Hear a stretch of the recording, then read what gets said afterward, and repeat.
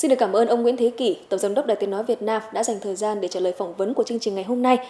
Thưa ông, tại Liên hoan phát thanh truyền hình Cuba năm 2018 vào tháng 6 vừa qua, thì ông đã có phát biểu một bài tham luận với nhan đề là bảo tồn và phát huy bản sắc văn hóa, vai trò của phát thanh truyền hình. Và trong đó thì cũng có nêu rõ sứ mệnh của Đài Tiếng nói Việt Nam trong việc là giữ gìn và phát huy những giá trị văn hóa truyền thống trong thời đại công nghệ mới. Vậy thì đây có phải là lý do mà Đài Tiếng nói Việt Nam đã kết hợp cùng với Hội Bảo vệ quyền của nghệ sĩ biểu diễn âm nhạc Việt Nam APA để tổ chức liên hoan nghệ thuật Tôi yêu tiếng nước tôi năm 2018 sắp tới hay không ạ?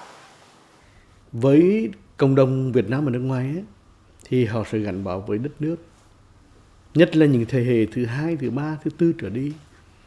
Thì cái cội nguồn, gắn bó với cội nguồn với quê cha đất tổ.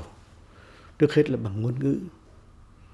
Nếu như mà không giữ được cái tiếng Việt cho các cái thế hệ đó, thì cái sợi dây giữa những cái dòng máu Việt ở nước ngoài sẽ lỏng lẻo dần, sẽ bị phai nhạt dần. Do đó phải làm sao cho cộng đồng mình ở nước ngoài, ở 5 châu 4 biển thì giữ được cái tiếng nói mẹ đẻ. Và không phải là tiếng nói, mà cao hơn tiếng nói là gì? Là những cái làn điệu dân ca, là những bài hát, là những câu chuyện kể, là cái kho tàng văn hóa Việt Nam rất là phong phú và đa dạng. Thế thì vì cái suy nghĩ như thế cho nên năm nay thì Đài Tiếng nói Việt Nam phối hợp với Hội Bảo vệ quyền của các cái nghệ sĩ biểu diễn, rồi thì cộng đồng người Việt Nam ở nước ngoài, mới tổ chức một cái cuộc thi là Tôi yêu tiếng nước tôi. Thì ngay cái tên cuộc thi thì đã rất rõ ràng rồi. Tiếng nước tôi là tiếng Việt, là văn hóa Việt. Và cái tình yêu đó được thể hiện trong những cái bài hát. Thế thì tới đây ấy, là từ ngày 20 đến 25 tháng 9 thì tại Praha của Cộng hòa Séc ấy, thì cái cuộc thi này diễn ra. Cái cuộc thi này là thu hút thí sinh của cái cộng đồng người Việt Nam ở nước ngoài, ở khắp thế giới. Tổng giám đốc có thể cho biết là để có thể tổ chức thành công một cuộc thi Tôi yêu tiếng nước tôi cho kiều bào Việt Nam trên khắp thế giới và lại tổ chức ở nước ngoài, thì Đài Tiếng nói Việt Nam cũng như ban tổ chức đã gặp những khó khăn cũng như những thuận lợi gì ạ?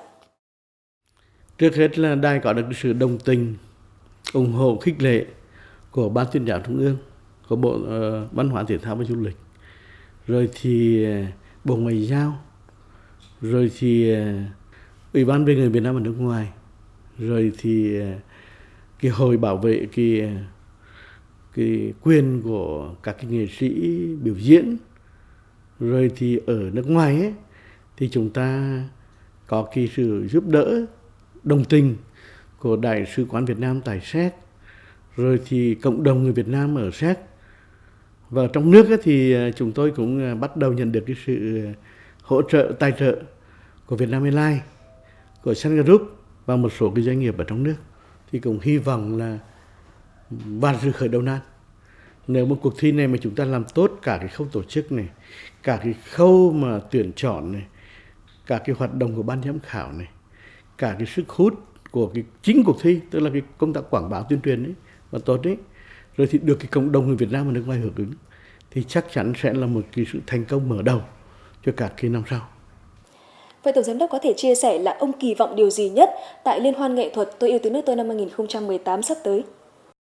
Tôi kỳ vọng là không phải là sẽ chọn được những người giải nhất, giải nhì. Đương nhiên là như thế, để trao huy chương vàng, huy chương bạc, bằng khen.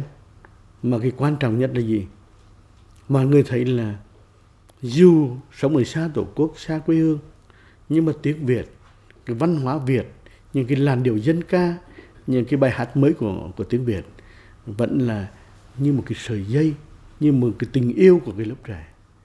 Và qua cái câu hát ấy, thì nó nâng cái tâm hồn con người lên, để các em luôn luôn tự hào về quê hương mình, luôn luôn hướng về cái nơi mà cái chôn rau cắt rốn của ông bà cha mẹ mình, và có một cái mối dây thật bền chặt với đất nước quê hương. Điều này điều hết sức quan trọng. Một lần nữa xin được cảm ơn ông Nguyễn Thế Kỷ, Tổng giám đốc Đài Tiếng nói Việt Nam đã dành thời gian để trả lời phỏng vấn chương trình ngày hôm nay.